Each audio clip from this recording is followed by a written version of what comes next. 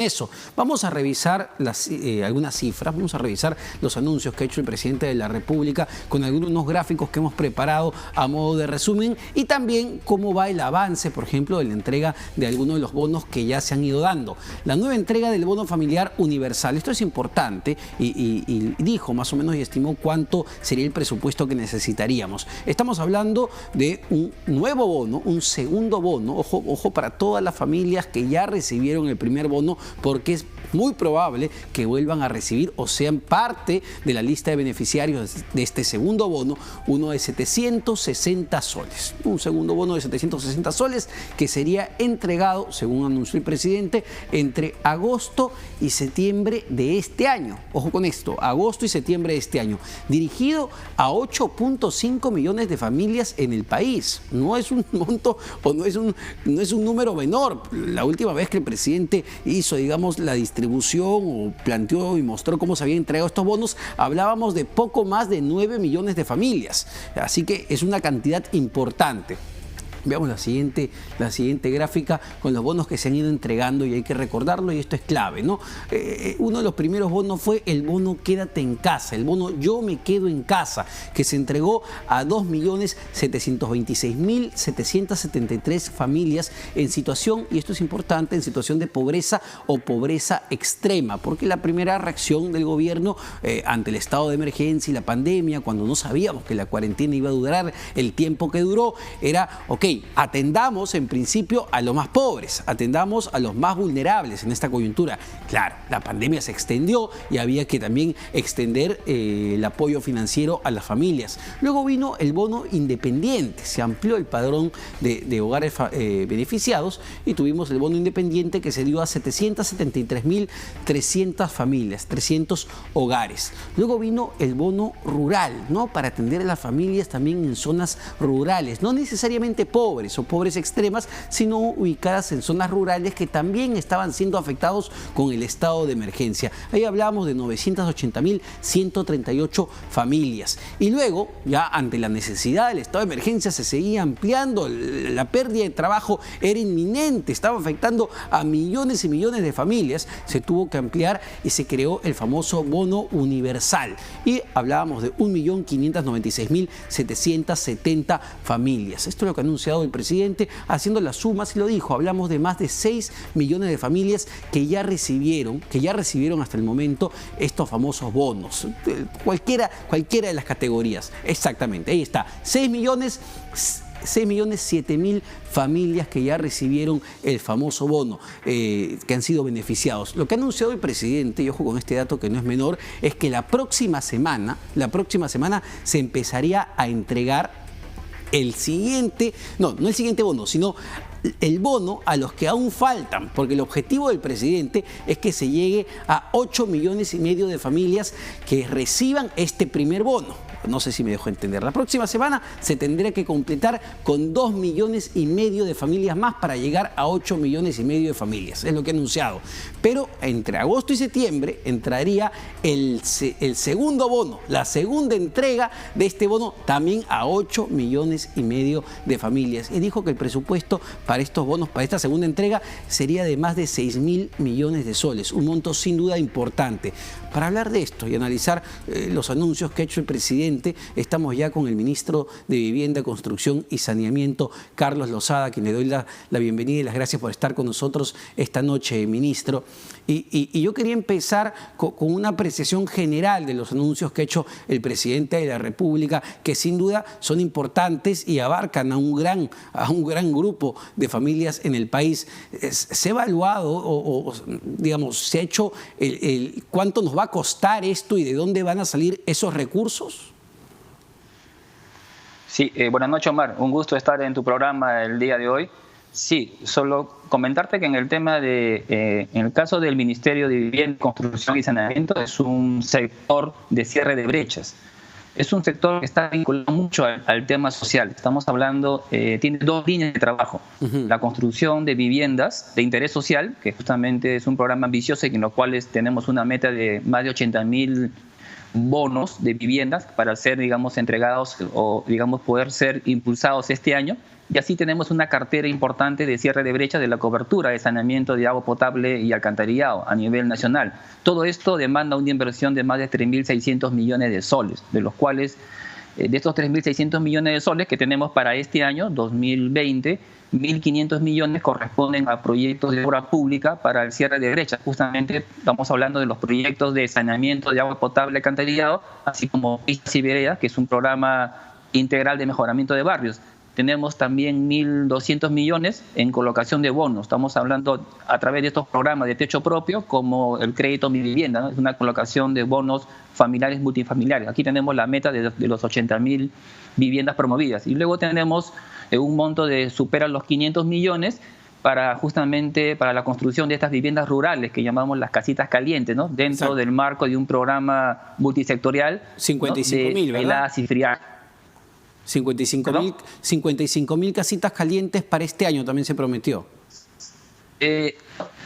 La brecha que está establecido en este plan multisectorial de heladas y friajes son 55.000 viviendas, en los cuales esta brecha se cierra en el año 2021.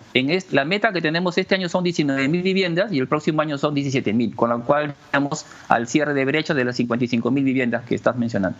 Ahora, me parece, los anuncios son sumamente importantes, van a generar inyección de inversión pública, van a generar empleos temporales, pero finalmente empleos, y la idea es que se concreten para dinamizar, ministro de la Economía, pero una de las principales preocupaciones que surge a partir de estos anuncios es el cómo se va a financiar en los próximos meses y cómo el gobierno le va a entregar la caja fiscal al siguiente gobierno, es decir, cuánto va a ser nuestro déficit fiscal a partir de esto, cuánto va a ser nuestro nivel de endeudamiento.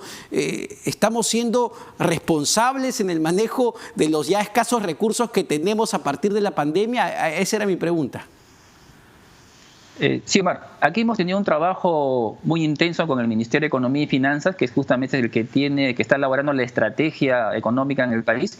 En el caso del sector vivienda y construcción, nosotros ya tenemos asignados los 3.600 millones. Ajá. Y asimismo tenemos una cartera de proyectos que se van a ser impulsados a través del esquema de asociaciones públicas privadas, o sea, aquí con la intervención del sector privado, justamente para poder tener participación de inversión privada. Asimismo, tenemos ya el Arranca Perú. El Arranca Perú ha salido, digamos, es una inyección en el caso del sector vivienda y construcción. Estamos hablando de más de 1.400 millones que ya están financiados del Tesoro Público, en los cuales permitirá, obviamente, impulsar para este año 20.000 viviendas justamente de interés social a través de estos dos, el programa de techo propio, así como 547 proyectos por 900 millones para justamente cerrar la brecha de saneamiento de agua potable.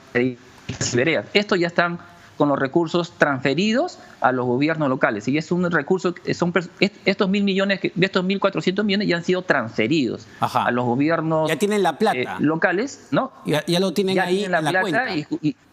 Así es. Y ¿Cuándo justamente ya están ministro? en la etapa de... ¿Perdón? ¿Cuándo arrancan? Ya cuando esta plata se empieza a convertir en cemento, en obra, ¿cuándo empieza ya a arrancar la obra en sí o las obras? En la línea de trabajo de impulsar las viviendas de interés social a través de techo propio ya están prácticamente transferidos y ya están en fase de, digamos, de gestión y de promoción para poder desembolsar los montos. Y eso se debe producir en los próximos 45 días. Y en el caso de las transferencias que se han hecho para el cierre de brechas de estos proyectos de saneamiento de agua potable, que ya han sido transferidos, ya están prácticamente en una parte, ya están siendo convocados y se espera la adjudicación en el mes de septiembre, octubre, con lo cual arrancarían las obras a partir de octubre de este año. Perfecto. Y hay otro ya, el presidente lo anunció durante su discurso, ministro, recursos adicionales para el bono familiar habitacional, si mal no recuerdo, hablaba de 535 millones de soles adicionales, corríjame si me estoy equivocando. ¿Se va a ampliar la cobertura del bono? ¿Se va a ampliar el monto que se otorga a las familias? ¿Cómo se va a distribuir esto? Porque ha sido el bono familiar habitacional un programa exitoso de hace muchos años atrás. Así es. Teníamos nosotros una meta de 60.000 bonos familiares habitacionales, que es en el marco del techo propio, ¿no? Ajá. En el Arranca Perú, que ha sido una inyección justamente para promover la reactivación económica y la generación de empleo, se han adicionado 20.000 bonos adicionales, que son justamente los 535 millones que se han transferido ya justamente al Fondo Mi Vivienda, para poder justamente iniciar esta colocación de bonos, ¿no? Digamos, a nivel nacional. Entonces, lo que hemos hecho justamente para poder, digamos, evitar que la demanda se contraiga, una contracción de la demanda porque justamente hay pérdida de empleo, hay, digamos, una reducción de los sueldos, hemos hecho un diseño que permite principalmente rápidamente colocar los bonos. A ver, explico. Principalmente es la construcción en sitio propio, que sí, es una persona que tiene una vivienda precaria, pero es dueño del terreno, en lo cual necesita obviamente tener la facilidad de recibir este subsidio del bono, que son 25.800, con lo cual evitamos, se ha suspendido por ahora la obligación, que era una barrera de entrada, la obligación de tener un ahorro, más o menos era algo de 1.900 soles. Eso ya se ha suspendido. El bono va directamente y solamente rápidamente se colocan los desembolsos y eso permite rápidamente iniciar la construcción de las viviendas. Es decir, ministro, eso es bien importante para las personas que tienen ya un terreno, tienen un terrenito y quieren, no sé, hacer el segundo piso, fortalecer su vivienda o solo tienen el terreno y quieren construirla, ¿se les va a dar de manera directa estos más de 25.000 soles? Así es, se ha suspendido la obligación de tener un ahorro, que era el 0.45 de la OIT, más o menos 1.900 soles, es quedado suspendido, así hemos incrementado el bono en más o menos 3.000 soles más, estamos hablando de 25.800 soles, que es el bono, con lo cual es para que permite justamente construir rápidamente a través de entidades técnicas, que son especie de empresas constructoras, las que van a construir estos módulos de vivienda a las personas que califiquen. Pero tiene que tener, obviamente está... Tiene que tener el título de propiedad, sí. Me imagino. ¿Cuáles son los requisitos? Sí, tiene que tener el título de propiedad, tiene que tener además un ingreso que esté por debajo de los 3.000 soles, no haber recibido un subsidio por parte del Estado digamos, en un programa similar como techo propio, y esos son los únicos requisitos para que puedan calificar para recibir este bono de vivienda de interés social. Ahora, en esa línea, ministro, y también creo que está muy vinculado a su sector, el presidente anunció la formalización, que se va a presentar un proyecto de ley ante el Congreso de la República para formalizar a 1 millón de familias con títulos de propiedad. Sí, justamente nosotros estamos trabajando un esquema, una estrategia integral, Omar. Por un lado, formalizamos a través de COFOPRI, digamos, damos título de propiedad registrado en los registros públicos y eso permite también a estas personas poder calificar al otorgamiento de este bono, que estamos hablando de techo propio, para poder construir su módulo de vivienda básica. Entonces estamos hablando de una estrategia transversal. Formalizamos, damos título de propiedad, ¿no?, inscrito en los registros públicos, y rápidamente ellos pueden aplicar un bono de techo propio para poder construir un módulo básico dentro de ese título, dentro del terreno, en lo cual ha sido saneado a través de COFOPRI, para lo cual este proyecto de ley lo que pretende es justamente ampliar el plazo de el plazo que permite el saneamiento de los, digamos, de la formalización de las propiedades que están siendo ocupadas por posesionarios informales. Ajá. Y lo que se busca es justamente ampliarlo hasta julio de 2014. Perfecto. Ministro, antes de concluir la entrevista, no quiero dejar de preguntarle sobre lo ocurrido el fin de semana con este niño de solo 2 años que cayó en un pozo. Y vimos a 2 instituciones del Estado peruano, finalmente, la Municipalidad de Lima y Sedapal, tirándose la pelota entre sí. Sedapal, de alguna manera, pues está adscrita a su ministerio. ¿Cuál es su apreciación sobre esto? Porque Sedapal decía, no es mi pozo. Y uno se pregunta, entonces, ¿quién abre pozos en Lima? Y daban algunas cifras que no correspondían necesariamente con unos estados anuales que habían presentado ante la Superintendencia del Mercado de Valores. ¿El Ministerio de Vivienda tiene algo que decir sobre ese tema?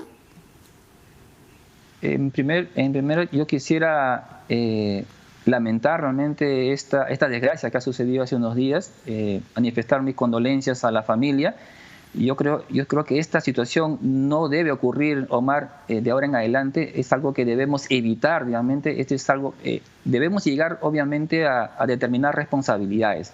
Aquí no debemos ser ajenos y no debemos obviar y llegar hasta las últimas consecuencias. Nosotros hemos formalizado a través de mi despacho, hemos pedido un informe documentado a Sedapal. Es una entidad efectivamente adscrita al Ministerio de Vivienda y Construcción y Saneamiento para que nos determine cuáles son los alcances y las responsabilidades que pueda haber por parte de esta entidad. El informe nos va a llegar el día de mañana, con lo cual ya tendríamos información en relación a cuáles son el grado de participación que tiene Sedapal en este lamentable incidente. ¿Qué tipo de medidas, y con esto termino, ministro, qué tipo de medidas se pueden tomar? Porque no es posible que, no solo en Lima, sino en todo el país, hay un caso que se ha reportado ahora en Cusco, similar, no igual, pero similar, para evitar que hayan pozos abiertos y exponiendo la vida de las personas así de esa manera.